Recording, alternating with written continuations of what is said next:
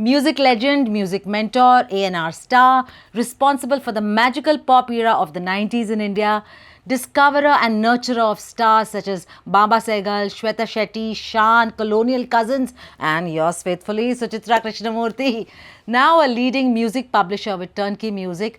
Welcome to Music Stories, Atul Churamani. Keep going. That sounded so Tareef mein tareef. Tareef pe tareef. Tareef pe tareef. Thank you. It's a pleasure to be here, Suchitra. Yeah. So tell me, Atul, you are probably one of the biggest forces behind the pop era of the 90s. Did you see an opportunity coming, or do you think you, along with your team, created it? I think you have to give credit to Shashi Gopal, the guy who owned Magna Sound, because he was a music industry veteran for 18 years before setting up Magna Sound. And he always said that a music label has to create its own, whereas the business focus for most labels used to be film music. Yeah. With film music, the music label doesn't really do much in terms of creation of the music. Yeah. So he was always very clear. When we started out with Magna Sound, it was a licensee for Warner Music, for international music. And we wanted to develop the pop music. So it was Shashi's vision, very sweetly people credit me with it. But the fact is the vision was his. Because we saw you. You were the... Fair enough. Yeah. Because I was involved with the creative side of it, and he was running the business side of it. And that's very important. So you have to give credit where it's due. And people like me, so I wouldn't say I was responsible. That's very, that's ridiculous. Because it's a team of people that does it, and it's a team of people in each company. Right. So while it's very, nice to hear that you were behind it. But there were just a few companies, right? There was Magna Sound. So there was Magna Sound, there was Crescendo, Suresh Thomas's company, and then the others picked it up. So there was HMV, where Shweta was handling stuff. Yeah. There was T-Series then, which came into it, Tips, Venus. Then they all started. No, but see, they were also doing other film music. Oh, of course. I think Magna Sound and Crescendo was only doing pop music. That's right. Which is what set it apart from... Absolutely. Yeah, set it apart from that. I'm so sorry. So our breakfast and dinners depended on your success.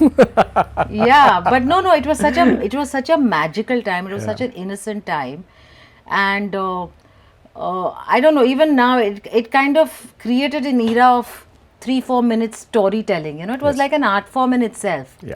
What we created. I'm saying we. Yeah. Because I feel very much part of exactly. that. And so full credit again to people like Ken Ghosh. Yeah. Because the concept of a music video is actually not a short film.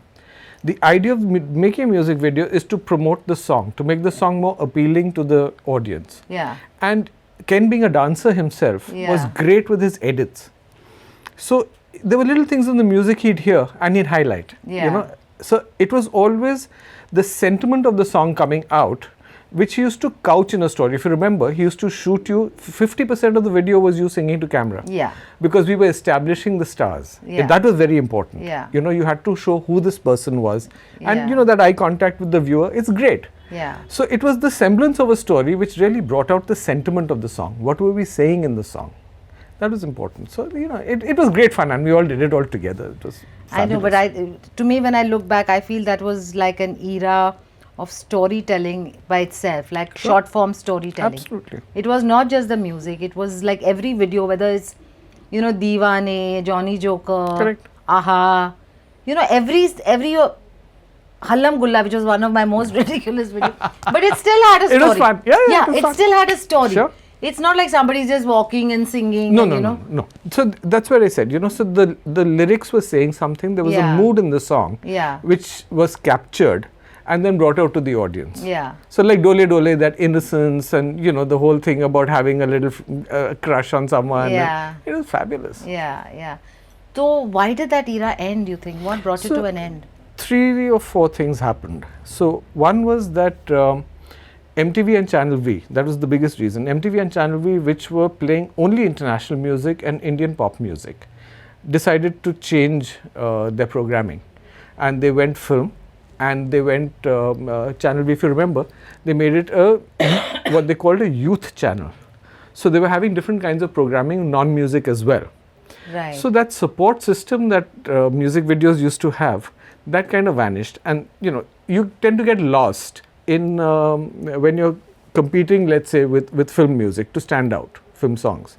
And very significantly, the people who are creating pop music, the producers, So whether it was Salim Suleiman, whether it was Ram Sampath, whether it was Raju Singh, there are so many of them, they got picked up by the movie industry, because the movie industry was looking for new sound. Yeah. You had the traditional Indian dholak peti sound, as we used to call it, right? So Nadeem Shravan, Jatin Lalit, Anand Milan, that whole, beautiful dance music, but it was slotted. Yeah. And then suddenly these boys came in with a more westernized sound. And technology. Correct. So what happened was that the sound of Bollywood changed, and it was the same sound as pop music. Now when you had film stars in front of the camera, so you had Shah Rukh with a song which had the same sound as a new artist who was unknown with the same sound, then obviously Shah Rukh's views were much greater. So the programming automatically starts drifting towards the film stuff, because the advertising is coming behind the films. So it's really the brands that were looking at the success of film music and promoting that as against pop music, which then started to dwindle.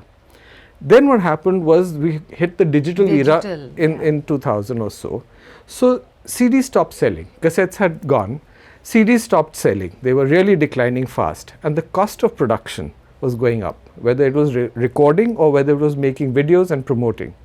The costs were going up, but the recovery wasn't happening. So then music companies had to say, listen, we can't do this anymore. I, for one, find this whole, I've done it myself, I've lip-synced songs in films, but I find that culture, I don't know, it's very unique to Indian culture, Indian film culture, but I feel it's not, like there's these great singers who've sung a song and they're saying, see the way Ranbir Kapoor has lip-synced, I find it also ludicrous. Yeah. So, see, the word playback singer says it all. Yeah. So you're behind the curtain. Yeah. It's the person on screen who's emoting. And yeah. When you go back to and you talk to people like Kalyanji Anandji Bhai of Kalyanji Anandji and Pyare Bhai, etc., they said that the singers, Lata ji, Asha ji, Kishore da, etc., they were emoting the song so beautifully in their renditions. The actors used to have trouble saying that, listen, we have to deliver a performance which is worthy of this. Wow. But even then, it was the actors on screen who got recognized as the face of the song. Yeah, so but there's a certain kind of, I think there are a lot of singers who are happy to be behind the scenes. Yeah, of course. Yeah, and but there are those who also crave the recognition in front of the screen. But music stars are somehow never given the same stature as film stars. Why is that? So, in India. Yeah, so if you look at the history of film music, right, you'll find that at any given time, there was a handful of people, between 5 and 10 people in every sphere, whether they were lyric writers, whether they were composers, whether they were singers. There was, 5 or 10 people that they used to do all the work. And they would do very minimal work outside of film music. Maybe the opportunity wasn't there, or they didn't have time, or whatever it was, right? Today what's happened is, with this explosion of music that has hit the market, there are more productions, but I think there are many more singers, composers and authors in the business. So I don't think people are going to make careers only doing film music. So it's going to be a combination of film and non-film. So that whole business that you're talking about, of seeing someone and saying, oh my God, he's a singer and the film star is bigger than him, etc., that is starting to change, where a Diljit Dosanjh, for example. Yeah, but that's also because he also has a on-screen persona. Yeah, but Sidhu Moosewala did not, right? Karan Aujla does not. Right. So AP Dhillon does not. Yeah. Now these people are being recognized and they're filling huge stadiums. Diljit's tour has been fantastic, so he's drawn in as big a crowd. Brilliant. Yeah. So and they're all doing it. Yeah. The AP is doing it, Karan is doing it. So I think you'll see that transition now really take place in a couple of years. Well deserved. I think it's Absolutely, high time. Absolutely. They're so talented. I mean, people like yourself, I mean, you've done it all. You've done acting, you've done singing, etc. But the people who are singers, they're no less than the actors, I would say. Yeah. No, that's what I always feel. In fact, one of the things for starting the music stories, also one of my thoughts was that, music and musicians and are never given that same stature in India. Only in India, I think, that a film star is given, even the most, shaking your ass film star, if you know what I mean. Yeah, but so it starts with what you said. It's the music, the star comes later. Yeah. See, music is For some reason, people think that music should be free. Why? Why? Yeah. Right? So I was having this conversation yesterday. We were at a meeting and stuff, and someone was talking about, oh, but at wedding parties, why should we pay license fees, etc. And my point was that You're the paying performers, 1,000 crores for your wedding. no, yeah. So apart from all that, you're paying a singer to come and sing. Yeah. How about the composer and author? Yeah. Why are you penalizing them? Yeah. Good point. उनकी क्या गलती है? Yeah. अगर आपके बेटे की शादी हो रही है तो उन्होंने क्या पाप किया था तो उनको पैसा नहीं मिलना चाहिए और सबको पैसा मिल रहा है. So even for the wedding, you're paying pandits, you're paying for samagri, you're paying for everything, you're paying for the sound system, but you don't want to pay IPRS and PPL. I mean, it doesn't make any sense to me. Music is supposed to be free. People will happily take music, steal music. They'll think twice about stealing a film. Because the film is just considered to be of great value. Music में कोई value नहीं है. So same thing, that's what, even with the people associated with music and Absolutely. film. That's the difference. Exactly. ये तो गाने बजाने वाला है. No, and also, I've realized that when you meet an actor or you meet a director or you don't say, अरे नाच के दिखा, direct करके दिखा. As a singer, you cannot get away with not singing. कुछ तो गा. कुछ तो गा. Don't be proud. बस क्या? I'm like, hello, it's not something that's on tap. You have to respect that. But look, it's a cultural thing. It's a cultural thing. And times will change. Times will change. So you see the way the younger crop of singing stars are. They have an entourage today. Yeah. Who had? You never had anything. You used to jump in your car, you used to land up. So times will change, and this recognition and appreciation of people. And see, money plays a big role in how you look at people. Yeah. Ultimately, it's all that. Exactly. So you see 5 people around someone, bodyguards, and coming in a big flashy car. You tend to do that. Yeah. So times will change. Yeah. Okay. What, according to you, you've mentored so many stars. You've been such an integral part of the music business. You also fought very hard for the copyright and for many other issues. But since I see you more as like a music mentor, an A&R guy, with an eye for talent, like what would you pick in a musical talent? Is it just the voice? Is it what? So I think it's a combination of 2 or 3 things. So I'm old school.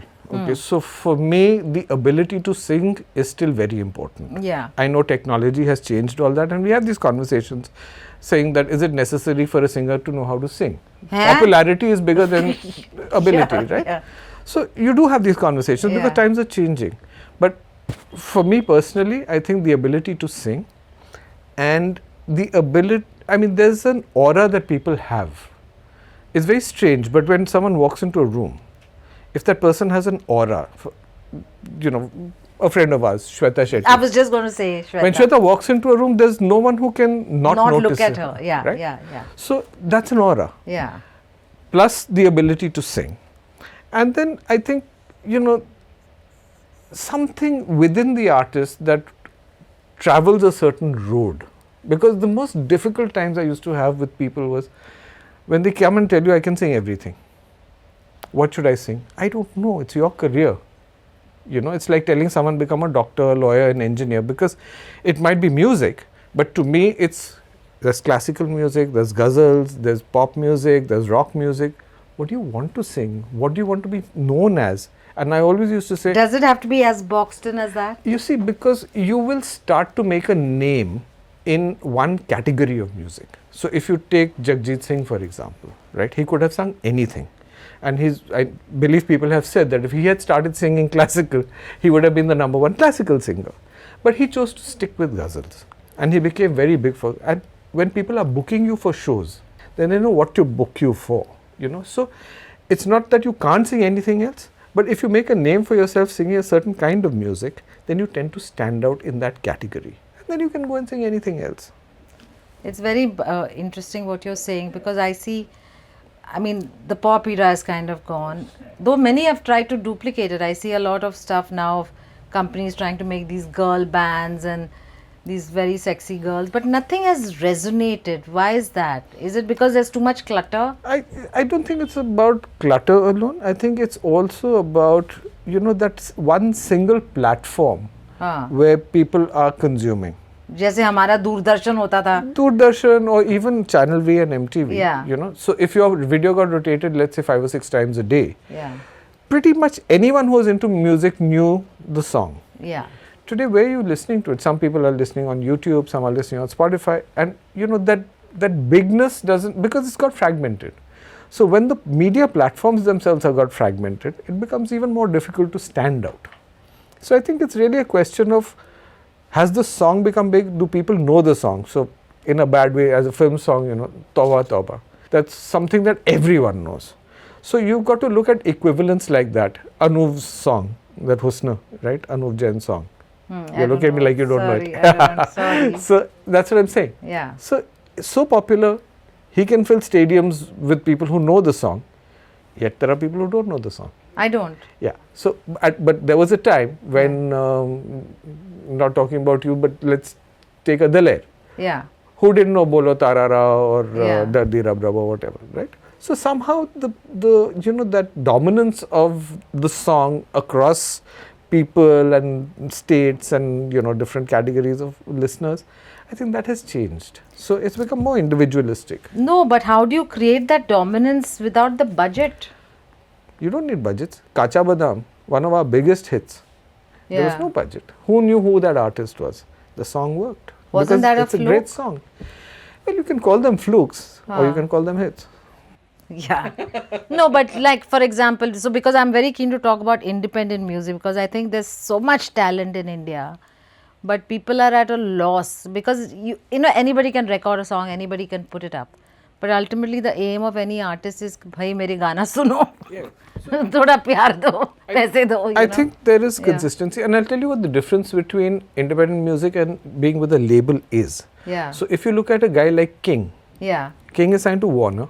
One of the best A&R guys we've had recently is a boy called Abhishek Patil. Right? Okay. So he was the A&R head at Warner. Okay. He's the guy who worked with King. And they created a lot of stuff together. So what happens with an artist is that you can be a little confused because you're very close to the music. You need that, so that's what we also used to do. You know, Yeah. what kind of music will work with Suchitra? Yeah. What should we record? Who should the lyric writer be? What kind of producer do we want? So with you especially, I remember, you know, we did Dole Dole, which was the sweeter album. Then we did Dum Tara with Rahman again. Yeah. Okay? Rahman Rajan, not A.R. Rahman, for people who don't know. But we made it a harder sound because we said Suchitra has grown up. And if you remember the video as well, Yeah. can give it a tougher look. Yeah. The sound was tougher, you had a tougher look. It was less sweet. Yeah. And then we went to Raju to do Aha because we said, now, you know, you can't play that same game again. Yeah. An artist has to transition. Yeah. So we were thinking like artist managers, and we were working with the artist to develop persona. Shan, I'm very proud of Shan. You know, we did Loveology, we did Aisa Hota Hai, long hair, goofy, this, that.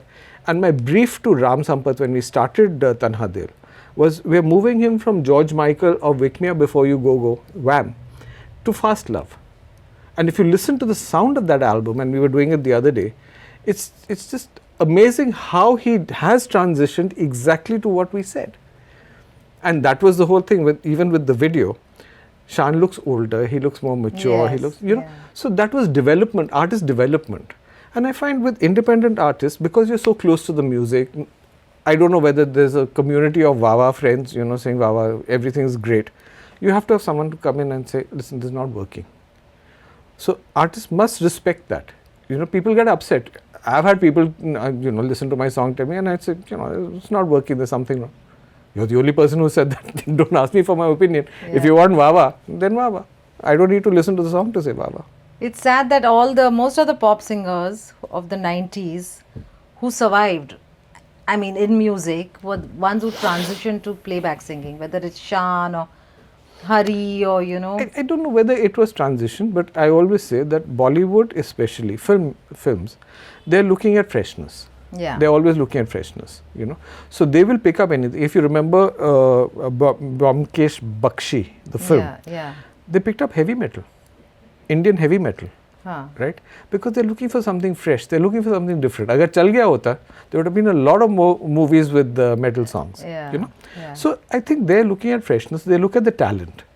And these boys are so good. I mean, Shan, Sonu, KK, unfortunately. Of course, there's passed no, away. I mean, there's no question that they're talent. It's the talent. No, but for example, I was never keen on playback singing. I don't think Shweta did a lot of it, but she was not. She also sees herself more as an independent Correct. artist, you know. Because the voice really wasn't made for playback. Yeah. There are some voices which are made for playback, which means that they're generic Yeah. and they suit a lot of actors. Yeah. But with some voices, so for example, Shweta's voice or even Shubha Mudgal's voice, Yeah. you know, people used to say, come, you know, get her to sing and all that. And she used to say, listen, my voice doesn't suit the actress, I'm not going to do it. Yeah, yeah. So I'm very keen to talk about independent music. Now, when we say independent music, does it mean music not connected to a label? Or does it mean non-film Yes. music? So the origin of the word independent is really something that is coming out, which is not coming from a major label. Yeah. So then you had independent labels, which meant they were not connected, they didn't have big distributions, etc. Right. Today the term refers to artists who self-release their music. Right. Right. So it is independent. You're doing everything independently. So I want to talk about artists who self-release their music, you know, because these days I think the scenario is so different and there's so much talent, and companies pick up very few people, you know, so there's so many people. There's so many people you can't there's so many possibly. people, yeah. So how does an independent artist get noticed? What do they do? So, okay, so let me start at the beginning. If Yeah. you want to make a career in music, right, you have to understand that you're talking about a career. Yeah. So either you're doing it as a hobby or you're doing it as a career. When you talk about careers, your school friends all have careers. Some are lawyers, some are doctors, some are engineers, pilot, वगैरह. Right? जब ये लोग career choose करते हैं, when they decide to become something, right, they have to invest in learning. They have to invest in courses. They have to invest in training, right?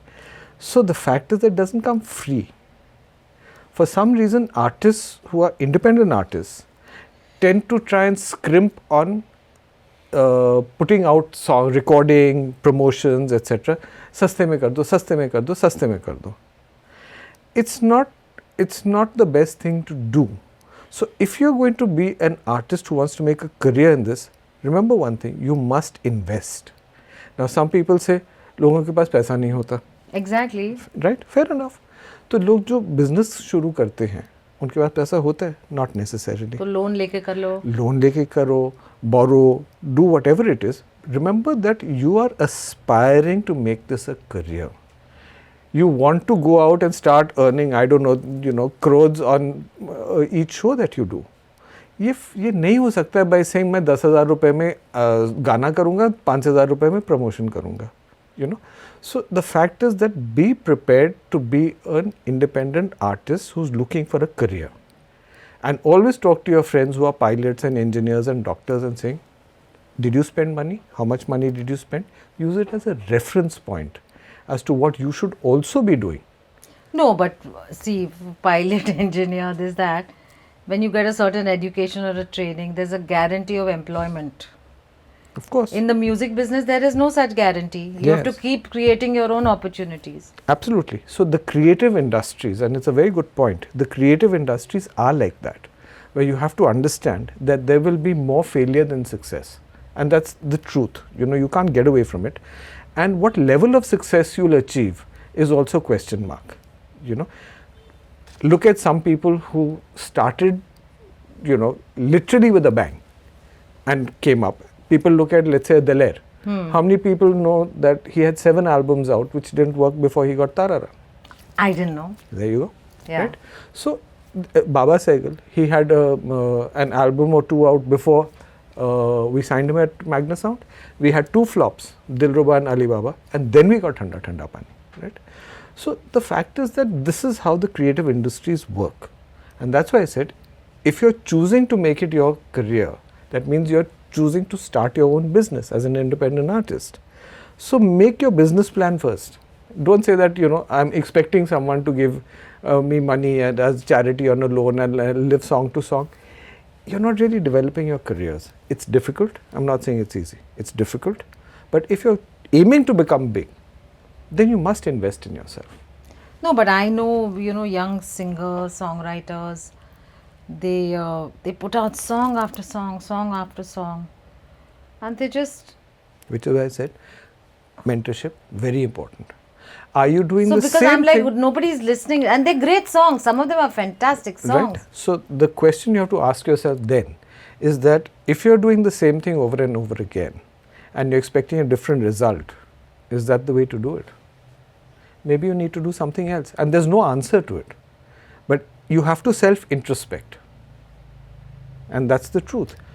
So if a young musician wants to put something out, without a record label deal or anything, what is the route? So look, you have all the facilities today thanks to technology. Yeah. Number one, you can record your own songs. Yeah. So that's taken care of. Yeah. Then as an independent artist, DIY, I don't think it's really DIY. I call it UIY. Understand it yourself. Okay. Okay, don't do it yourself. Understand it yourself. So you must know, now you're a business person. Yeah. Even in putting out one song. Yeah. So what does it take? You need distribution. You need recording. You need distribution. Yeah. You need publishing. Yeah. And you need marketing. Right. Okay. So these are the 4 pillars that you need. Yeah. You'll record the song on your own. You have software, access to Yeah. software. Yeah. Distribution, there are very many companies in the market today. It's an online process. It does not cost you. It's Yeah. free. Yeah. Right? There's publishing. There's people like us. Distribution is free. Of course. They take a percentage of what your earnings are. Okay. Right? Yeah. So there's no cost there. Can you name some of those platforms? Of course. So if you're an independent artist Yeah. now looking for, one song, there's TuneCore. Okay. There is AWOL, the smaller ones. The bigger ones are Believe, PDL, Phonographic Digital Limited, which does both single and, catalogs. There is The Orchard. There is, Wow. yeah, there's so many of them. So how would a singer approach them? Just go online, they all have websites. I want to sign up with Wow. you, that's it. I'm going to take these resources from you Sure. and put them Put at them the up. bottom. Yeah, Because absolutely. there's so many people and there's a lot of talent out there, but Right. many people just don't know What to do. what to do. Yeah. So record the song, get into the website, apply, become a member or whatever it is, Yeah. and they'll distribute it for you. They'll put it on Spotify, Apple, this one, that one, and the other. Right? People like PDL also have teams that will help in playlisting the songs, etc., etc. A lot of them do. They do right? it for a fee? No, they'll take a percentage. Oh, right. So it's free. Yeah. Then there's the publishing side of it. If you Yeah. want to sign with the publisher, people like us are publishers. Yeah. You sign with us, again we take a percentage, there's no cost. Yeah. So your only cost is going to be recording Yeah. and it's going to be promotions. And promotions, you all know what to do. I don't need to tell you. No, Your we Instagram don't know. accounts and Yeah. your your YouTube channels and this, that and the other. The kids all know it today, So spend your time. Again, that doesn't cost you if you're not buying, views and this, that and the whatever they do. It's not going to cost you. So you make engaging content. A lot of people have engaging content. They're big stars on Instagram. They're big stars on YouTube. Look at Bhuvan Bam, where he started, Yeah. Yeah. and now he's become a musician as well. And Has his he? music's doing well. Oh. Yeah. So, it's understand it yourself and understand that there are people who will do everything for you. Your job is to create great music and promote it the best of your ability on your socials. On your socials. On your socials, that's it. You don't need more. And वो गाना viral हो गया. कैसे viral हो गया? Because someone saw it. Someone saw it on your socials. Yeah. That's what happened. And someone liked it and shared it. And Exactly. But how does an independent artist deal with copyright and this and that? So the thing is that copyright is so lovely because the minute you put it out, right? In a sense, it's copyrighted. It belongs to you. It belongs to you, right? So there are 2 parts to it. So there is the recording and Yeah. there's the underlying works, the composition and lyrics. You register with IPRS as a composer writer. That's taken care of. But you have to register after the song is released with IPRS. Yeah. So what is the point of registering unreleased songs? It's just going to clutter up the IPRS system. Is going nowhere.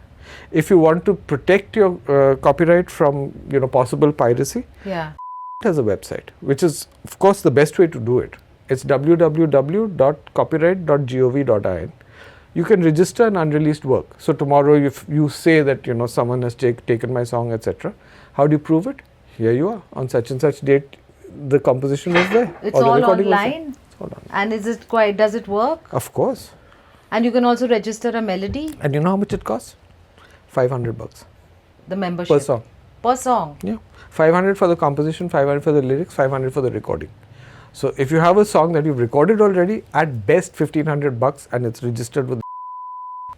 And this registration has the power over other bodies. Well, if it goes to a court of law, Yeah. right, then you have registration of before the song was released. Right. That's the best proof a judge can get.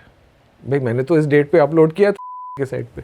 So, copyright dot www.copyright.gov.in. That's easy. That's it. Copyright.gov.in. That's it.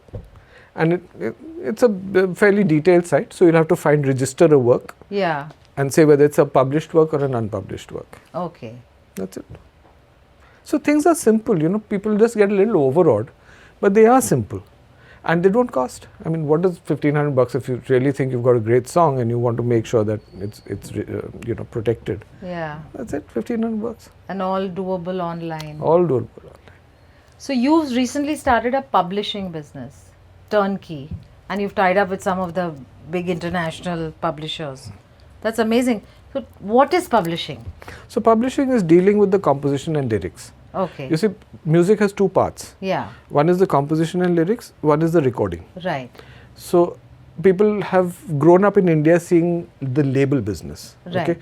But I always do this. So you're a singer. Yeah. Sing a song that's never been composed. A song that's never been composed. Can you sing it? I can compose it right now, but if my mind First works. you have to compose it. Huh. Okay. So what comes first? The composition. The composition and the lyrics always come before the singing. They have to. Right. Oh, that way. Right. Yeah. So this is the superior copyright, Yeah. which in India we have not understood, because it's always been looking at the labels, because the promotion happens through the labels. Yeah. So everyone looks at it exactly what you said. Hrithik Roshan ka gana. अरे hrithik Roshan का गाना क्यों है? उसने थोड़ी गाया. For people tell me your song Kabhi Ya Kabhi Na. I'm like, no, I didn't sing it. It's not my song. I was the actor in the song. So what happens is that this is what the promotion does. Yeah. Right. So before you get into the recording, there is the composition and lyrics. Yeah. So this is called the publishing of, in music, and the sound recording is the label business. There's the copyright in the composition lyrics, there is the sound recording. Right. And even if you look at the West, Universal, Sony, Warner, etc., same companies will have two distinct entities. Yeah. There's the label and there's the publishing. Publishing. So there's Universal Music. It has Universal Music, which is the record label, and Universal Music Publishing, which is the publisher. Sony Music Publishing, Warner Chappell Publishing, because there's a conflict of interest somewhere. So if there's one recording of a song, Yeah. all the consumption will be on that one recording. Yeah. The publisher, the composer, writer will make money only on the royalties from that one recording. Yeah. But if there's several recordings in the market, Yeah. the consumption will go up. The label will lose that part of it, but the publisher will gain. Yeah. So somewhere there's an inherent clash. So that's why they've kept it separate, saying that it's not necessary that the label business really has to work in tandem with the composition and lyrics. And because a lot of songs today are written by so many different people, there are 8-9 people writing a song. So everyone's not going to sign with a record label. So it's a different business. So because we've always looked at the business as record label, people have ignored the publishing. But now when this independent music, etc., especially is coming up, it's very important for people to understand that the creative community does not get the benefits of people who work in jobs. So when you're in a job, you get a provident fund, you get a pension, you get a gratuity. A creative person does not. The only thing you have is your royalty. And when you do a job, as you grow older, you rise, you become more senior, you earn more money. In the creative industries, your shelf life could be limited. So your popularity might be only 5 or 10 years. So you make money while you're performing in those 5 or 10 years, and then you start to become older, you don't get so many calls, you don't get so many shows, you don't get so many songs to sing. So you have to protect your future by making sure that your royalties are in place. And this is especially true for composers and writers because they're not necessarily performers. Yeah. And because this was a subject that was, not really focused on, when the business started changing, and digital started to grow, the streaming platforms came, etc. I felt that artists don't understand this part of the business, and it's smaller money, it's much smaller money. So I said, to help them, I said, let's start this publishing thing. It was not serious, we were doing paddy fields, we were doing this, we were doing that. It was almost philanthropic, and I'm not a businessman really, right? But then the Western publishers, when they were looking to get into India, they were looking for a publisher, and we were probably one of the only standalone publishers. So then Cobalt came to us first, and we started representing them, on the back of which Fairwood came, and then I had gone to London, I met friends at BMG, and they said, oh, you're a publisher now? Okay, come, let's sign. Yeah. So that's how it started growing. And so today we represent, about a dozen or so of these international publishers. As a publisher, for example, if I came to you with a song, you would look after all the copyright and you would look after all the paperwork. Yes. So what we do is, we register your songs with IPRS in India. Yeah. And then we send them out to our sub-publishers. We have sub-publishers outside of India. Right. They would register them with the relevant societies there. Yeah. And then we try and get you some radio play, we try and get you some sync deals, we try and get you some sampling deals, etc., collaborations. So we work with the copyright that's going to generate anyway from the sound recording, and then we try and enhance that through these other kind of deals. But that is only for independent music. I mean, we do everything. So we represent Rajshri, for example, as a sub-publisher, Shimaru as a sub-publisher. Right. So people who probably don't have the connect, they don't have the staffing, etc., to get into different markets and try and push the music there. And what percentage do you charge? 15. 15%. It's a standard percent. No, it's very good to know. And if somebody wanted to get in touch with you, how would they? We have a website. Yeah. Right? We have an email ID there. It's info@turnkeymusic.in. Turnkeymusic.in. That's it. TURNKEY music.in. Yeah. And they could send in queries about. Yeah. So we get a lot of emails from interested young independent artists, and we reply to pretty much everything, I think. Because I think a lot of artists are in that space. एक तो वो creativity जैसा घूमता रहता है. Then to look after paperwork and look after be logical is just not possible. That's why I said UIY. Understand it yourself, what you need to do, and then let other people do it. Because there are people who will do it for you. Yeah. And so of course, the kids are using all kinds of platforms today. So don't send messages on Instagram and Facebook and this, that and the other. मैं कुछ नहीं खोलता हूँ. Email me. Emails will get replied to because you don't. But have time. Kids these days, they say, "Give me your number." No, I'll DM you. Yeah. So it's the new phone, So the other day it was very interesting. I met Hargun Kaur, right? Phenomenal talent. Yeah. And the first thing she said was, "You haven't replied to a message." And normally I try and reply to everything. So I was a little embarrassed, and I said, "Okay, let me check." So I checked my WhatsApp. I checked all the email IDs. Nothing. Insta. And then when she was performing, I said, "Oh shit, she must have sent me a..." And sure enough, it was on Instagram. Insta. Please don't send me shit on Instagram. I don't even know how to make a reel. Yeah, so Okay, so let me condense this process. So you're saying an independent artist, first of all, they need to invest in themselves and just do it. Trust themselves, trust their talent, and invest in themselves financially and otherwise. Then they record the song, right? The second process is they log on to these. They go to a distributor. Yeah, go to a distributor. Choose a distributor and just upload your file, and it'll get sent out everywhere. So of course you have to make your artwork and this, that, and the other. But shouldn't they approach the publisher before the distributor? No, because when, especially at IPRS, we need data which includes what is the ISRC. So we'll come to metadata. We should talk a little more about metadata. So the International Standard Recording Code, which identifies the recording, that needs to go into the IPRS system. Right. So first you do the recording, release the recording, then you register the publishing. On all these websites that you mentioned. Absolutely. Which we will list. Yes. And then?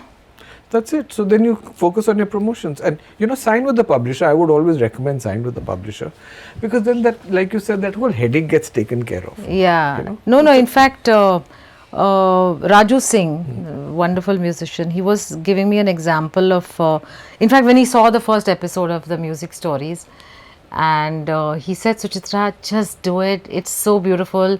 You don't know कब ये रंग लाएगी. हाँ. And he gave me the example of his father, Charanjit Singh, now so-called founder of house music. And acid rock, isn't it? Not acid. Acid rock. Okay, the founder of house music, Charanjit Singh. He said his father had recorded a track in 1983. An album. An album. It was called 10 Ragas to a Disco Beat. Wow. So he had recorded an album in 1983. Yeah. And it got picked up by an international label So in I'll tell you what 2001. happened. I'll tell you what happened. So I was at Saregama and one day Nargis from our reception says, Yeah. "Koi gora hai, mil le usko." Huh. So I said, okay.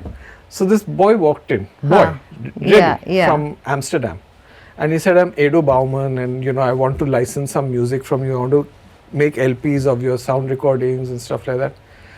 I said, do you have any money? He said, no. So just very passionate. And when I was talking to him, I realized he knew more about film music, Indian film music than I did, right? Much more. He knew who the musicians were.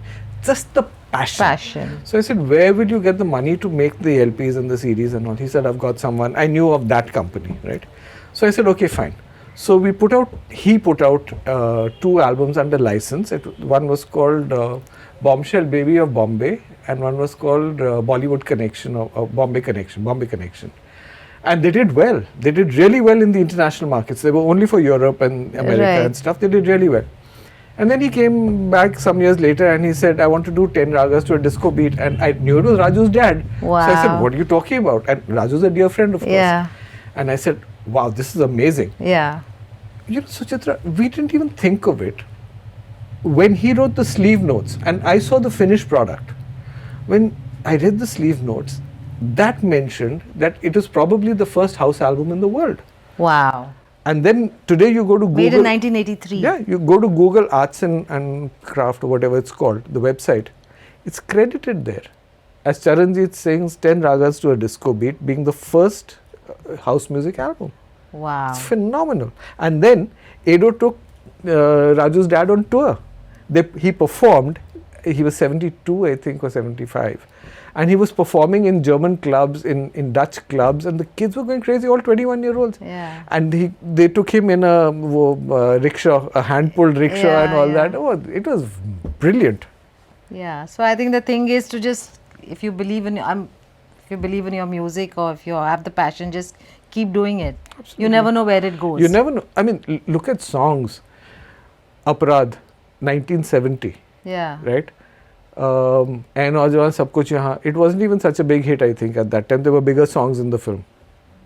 2005, we get this call from the Black Eyed Peas. Don't Funk With My Heart. There you go. Wow. And Aujwan Sab Kuch Yahan. Na, don't funk with my heart. Yeah. Wow. You never know what will happen. Yeah. So let's talk about metadata. We are all trying to wrap our head around what is metadata and what is your involvement in kind of... So metadata it's pretty much the data that goes with a song, right? Right. So it's got a little more complex. If you remember in the old days with cassettes and CDs and all that, एक गाने का नाम होता था, नीचे कोई composer का नाम होता था, that was it, right? Now with this whole, this whole explosion of music, there's so much music that's come in. Currently, there are copyright societies across the world. There are 28 million songs in those societies that have been paid for. That means the Spotifys and YouTubes and radios and televisions have paid for those songs. 28 million songs, payment lying in copyright societies across the world, and they can't identify whom to pay. मुझे दे दो यार. We all say that. Please, मुझे दे दो. मैं बहुत अच्छी इंसान हूँ यार. So the problem is metadata, because you can't identify. So just by coincidence, I was called by the Bureau of Indian Standards. So the government has something called the Bureau of Indian Standards, BIS. They called and they said, listen, will you head up the music and sound sector for the BIS under the media and entertainment sector? So I said, okay. And they said, what is your first concern with music? And I said, the first concern is we can't identify the correct people to pay for songs. And it's become so complex today. There is there's a song called Radha, which gets reported as having been played. ये कौन सा राधा है? Is it the Vishal Shekhar one, or is it the one that was in Satyam Shivam Sundaram? You know, you have no idea what Radha is. Yeah. And that's the data that you're getting. How do you pay? Whom do you pay? Right. Yesterday I was asking at the BIS meeting, right? Have you heard of a song called Kaliyon Ka Chaman? Yes. I said, have you heard of a song called Thoda Resham Lagta Hai? Yes. Oh, it's the same song. I said, there you go. Yeah. So, if you do a version, Yeah. do you call it Kaliyon Ka Chaman, and then do Bappi Lahiri and Anand Bakshi get paid? You know, their estates, do they get paid? So what you have to do is you have to link the parties correctly, and there are global identifiers. So the ISO system has everything in place. So you've spoken to Sanjay Tandon, right? Yes. So performers, musicians, Yeah. they get a number, which is a global number called an IPN. IPN. IPN, International Performers Number. Okay. Okay, so it's like an Aadhaar card number. It is unique to every person in the world. So I will already be having an IPN. If you've registered with Isamra, Yeah, of course. Yeah. so you have an IPN number. Yeah. Okay, So does Kaveri. there Yeah. you go. Then, as a composer, author, And this IPN is recognized all over the world. all over the world, That's because these are wonderful. issued by central societies. Yeah. Okay, then there is a composer and author. Hmm. They get an IPI from IPRS. That's Right. interested party identifier. In the old days, it was called a CAE, Okay. which is composer, author, entrepreneur. Okay. Now it's called interested IPI. Remember IPI, IPI. interested party identifier. Identifier. Okay, so this goes to composer, author, and publisher. Okay. Then you have an ISRC, which is the recording, International Standard Recording Code. Right. So that identifies which recording this is. Right. And the final one is the ISWC. Right. So the combination of composition and lyrics Huh. creates an ISWC. Right. That also has a unique code. Now, if you have that in the metadata and you have Radha, okay, which Radha can get identified? Because you know who the performer is.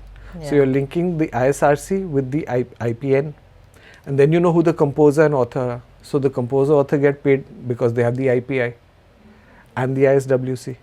You know, so it's a scientific system.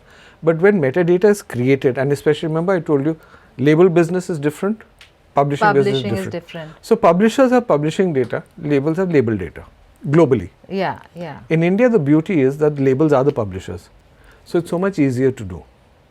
So in the Bureau of Indian Standards, what we recommended was, and we've just finished the paper, we're looking at the implementation of being able to do it, was that in the metadata now, it should become a standard that everyone follows.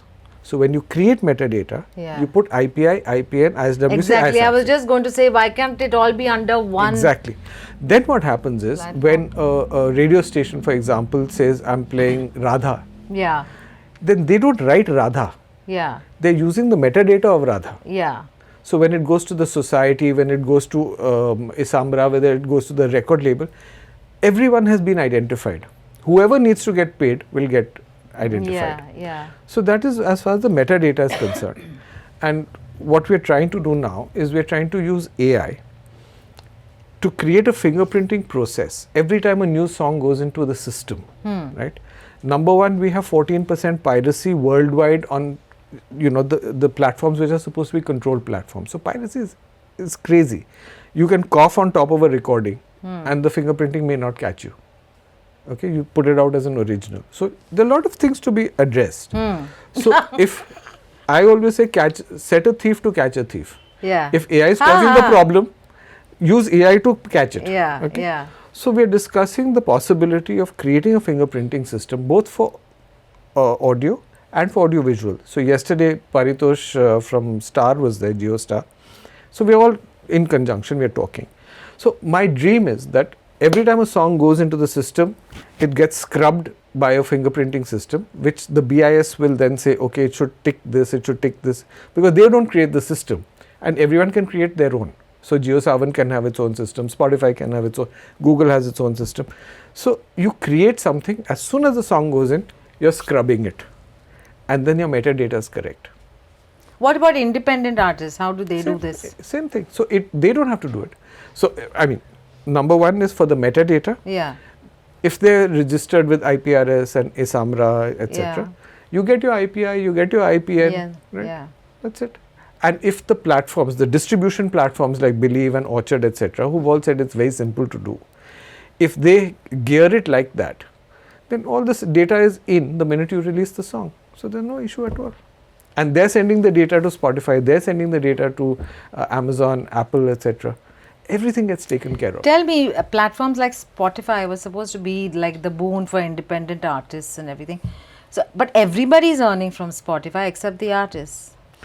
At least that's what the data shows. I wouldn't say that. So, the challenge with the streaming business is that the revenues per stream, when you break it back down, whether it's being paid through ads or it's per stream, etc., the revenues are very small because, there's this one size fits all, and this is, something that I think we as an industry, including the platforms, we need to relook at this, because I think everyone's trying to create a situation where one size fits all. So you have a subscription, and the Spotify subscription, so we are talking Spotify, so a Spotify subscription today for a family is 20 rupees a month. 7 people at 149 or whatever it is, it's about 20 bucks a month. And 20 bucks, what value can you give to 120,000 new songs being uploaded every day, in addition to the 80 million or 8 billion songs, whatever you have, right? Yeah. So it's a very difficult business to do in the current avatar, because they're losing money. I mean, everyone says they're making money. They're not making money, They struggled a long time. They are our partners. We are the music industry. 85% of our business is coming from streaming services. We need healthy streaming services. And I firmly believe one size doesn't fit all. You see, because when you do classical music, when we used to do classical music in physical, we used to price it higher. Right. Because we knew we'd sell less. And we did popular music, priced it lower, because we said we'll get volume. Yeah. That's how music works. But if we try and commoditize it and say, nahi, 20 rupees mein sab kuch le lo, then you're not being able to add value, not being able to segregate. At least that's my theory, right? So I think time has come now for us to experiment with pricing and look at models that may help us in increasing the pie for both the copyright owners and the thing, because ultimately, like I said, we need a healthy business. The Spotifys and Amazons and Apples need to make money. Only then will the labels and the artists will also make money. But I believe labels are making money and publishers are making money. Everyone talks about it like that. But the fact is that, when you do the economics vis-a-vis what used to happen, what the consumption is, etc., they're not getting paid correctly. So when you start, many new labels and people who are start, you're getting paid at, let's say, an average of 5 paisa per stream. If you're going to spend 60 lakhs a year on recordings, 5 paisa jod ke, you need a lot of streams. Yeah. And this is the way the business has that evolved. How it is? How sad. So this is the way the business has evolved. Yeah. If it's not working, we need to relook at it. Like I said, completely. If you're doing the same thing over and over, but they are. So Spotify had put out something the other day. I put a Facebook post out also, saying that, it's great because they're asking questions now. Yeah. What do you want to see? What do you want to do? What's the ideal pricing? And from my perspective, I pay $649 a month for Netflix. If I'm really lucky, I watch one film a month. Exactly. Right? I'm willing to pay more for music. Exactly. Frankly. I spend, I think, about 7 hours a day on Spotify. Yeah. Why wouldn't I pay more? Yeah. Ask me for it, na? And I watch one movie in 3 months, so you can imagine. But my subscription is going. Yeah. Right. Yeah. But the fact is that people always felt a consumer will not pay for music. Look at Coldplay. Tell me today that people are not paying for tickets. Look at what's happening at the Nita Ambani Center. Right? Yeah. People are paying for tickets. People are paying 10,000. Yeah. Exactly. Yeah. So why do we assume people will not pay for music? Don't commoditize it. Music is very special. Yeah. And I always say this, back in the day when we were selling CDs, my platform has 1 million songs. Okay, so you're telling me back in the day I used to go to Rhythm House and say, मैं 6 kilo CD खरीद के आता हूँ. That's what you're saying, right? Yeah. It doesn't work like that. I used to go to buy that one Michael Jackson album. Yeah. And the OTT platforms have differential pricing. We are not looking at it. We have to learn from those people, And I think experimentation, I don't have the answers and people might disagree with me. Yeah. But I think the time has come for experimentation, for sure, with pricing. Yeah. Do you think there's something called a music mafia that exists in the Indian music business? listen. Like if the you're- movie if- Mafia. I don't know, right? Because if you're disgruntled, you will always point fingers at something, Yeah. right? I haven't heard Pritam talk about a mafia. I haven't heard Diljit talk about a mafia. I haven't heard about Arijit talk about a mafia. So, I don't know. Okay.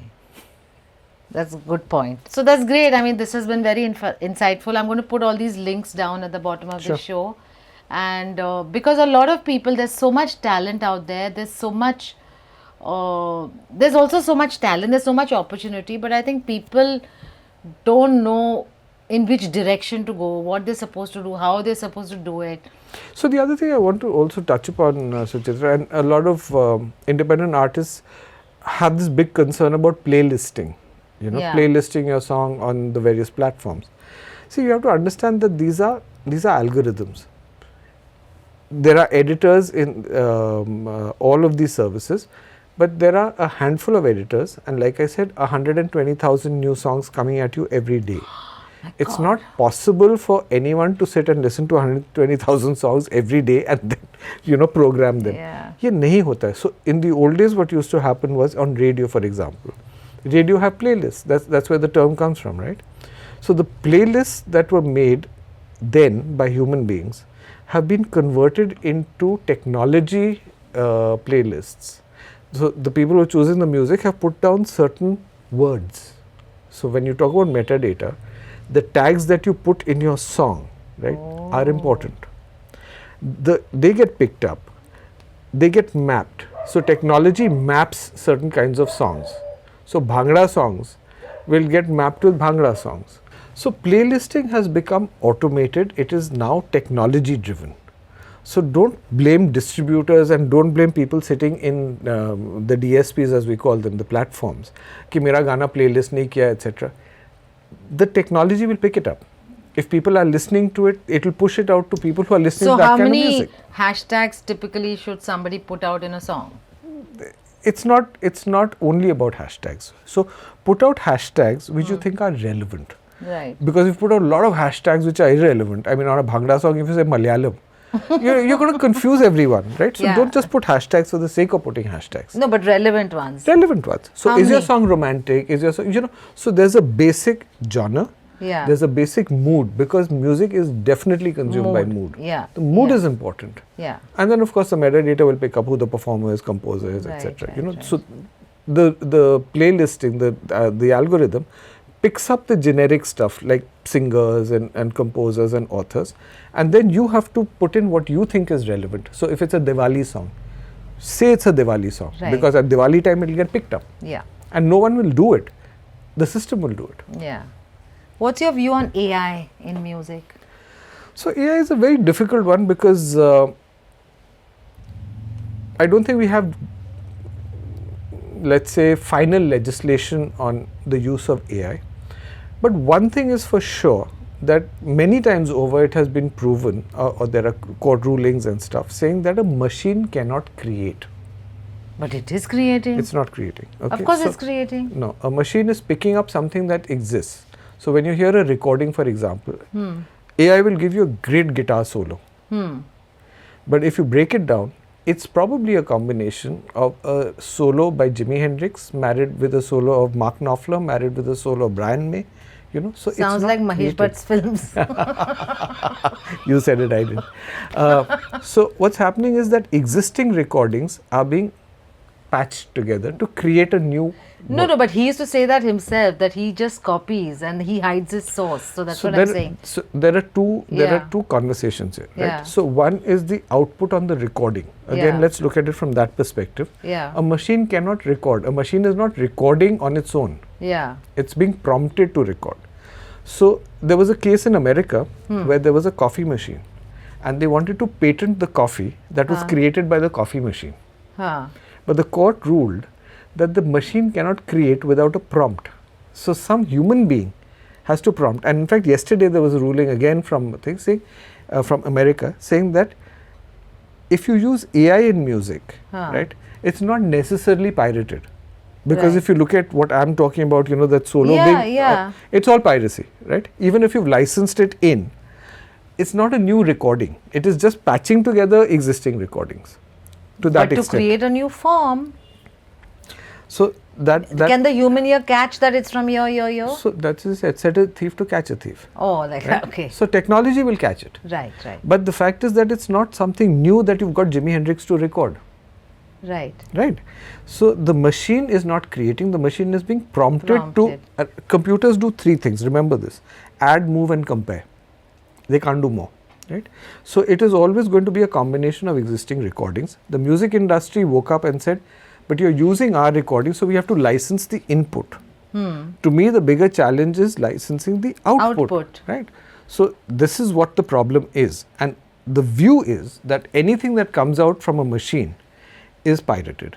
Okay. So there will be further legislation on this. Now come to the composition and lyrics. There are only so many notes. So everyone says that, but everything is in a sense pirated because there's only so many combinations of these 7 notes that you can do. Yeah. But the fact is that you're combining the note with a lyric when you create a song, right? And that is a specific combination, right? Which is why the ISWC that I was talking about marries the composition with the lyric to create a new work. Yeah. So that's an original. And then how it's treated in the recording is separate, which leads to a recording. But the composition in whatever permutation and combination you do it, so you got Rag Basanti with Rag Bahar with Rag something else, right?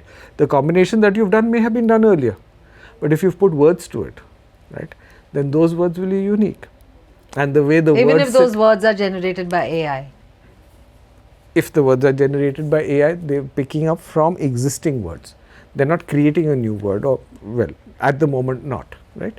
But there are only existing words. Exactly. Yeah. So the combination of the composition and lyric, right, is something that we still credit to the human being. Right.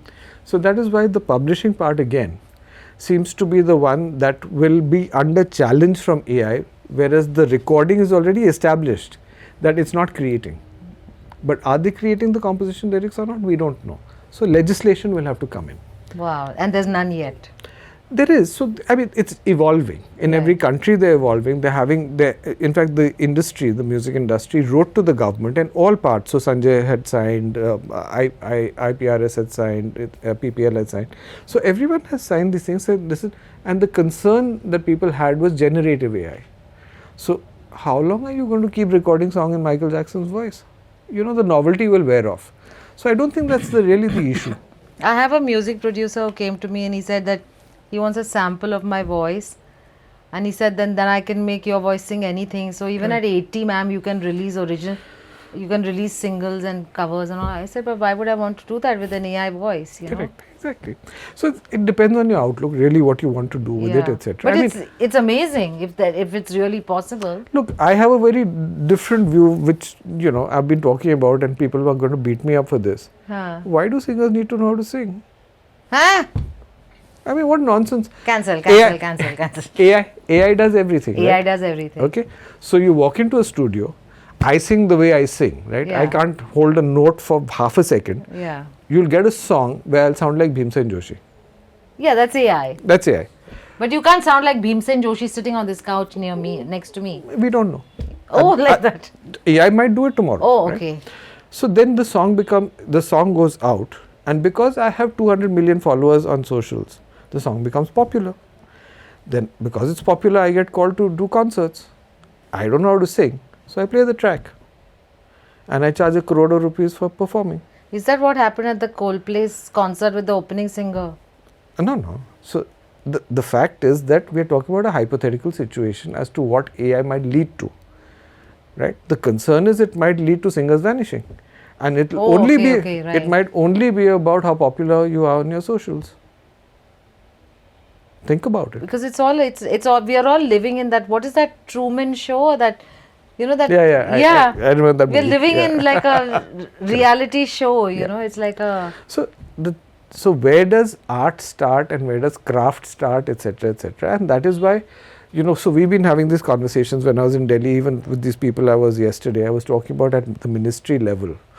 Is it possible for us? A lot of private institutions are doing this, but I feel that if we can introduce music appreciation as a course in schools, like we do art and craft, etc. Everyone says, oh, but we do music.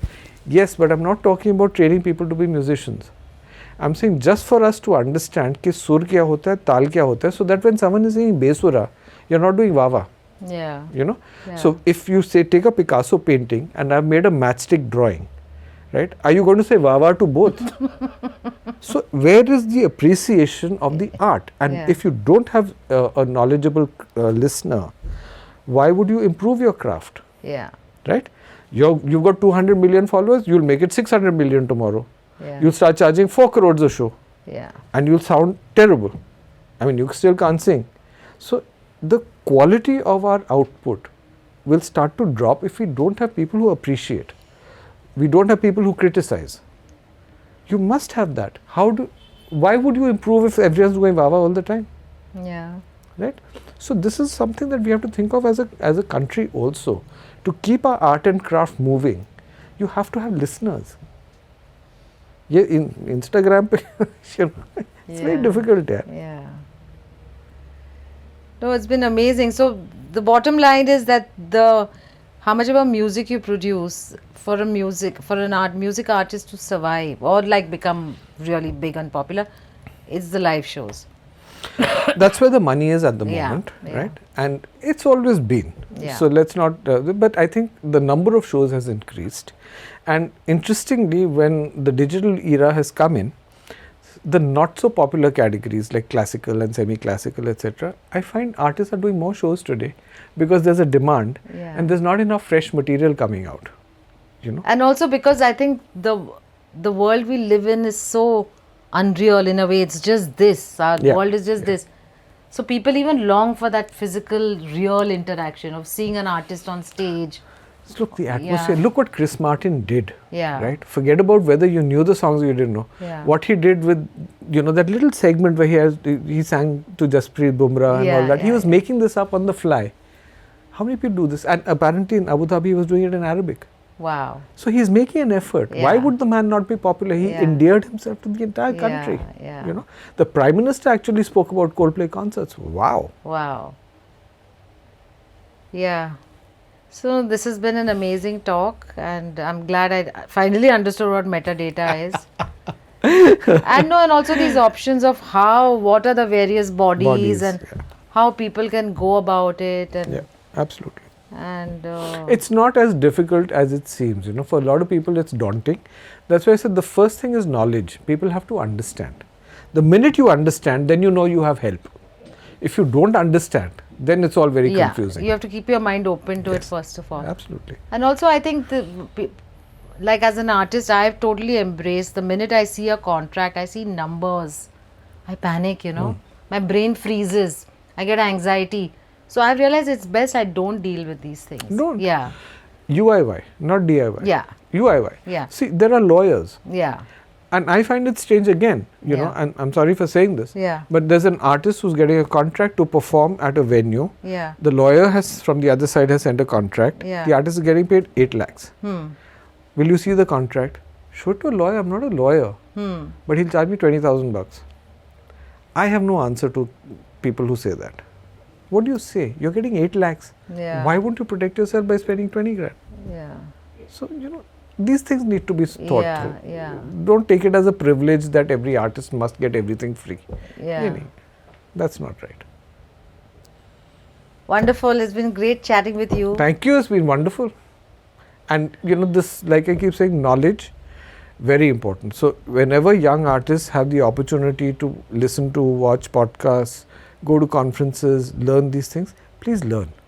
UIY, I say it again. Yeah. Understand the business and then leave it to professionals. I think leave you'll it make to a career. professionals is very important also. It is. Yeah. And Because that's you can't do everything you well. can't. You It's stick to what you do well, Your job is to make music. Yeah. Make music. Yeah. That's it. Thank you. Chalo, thank you.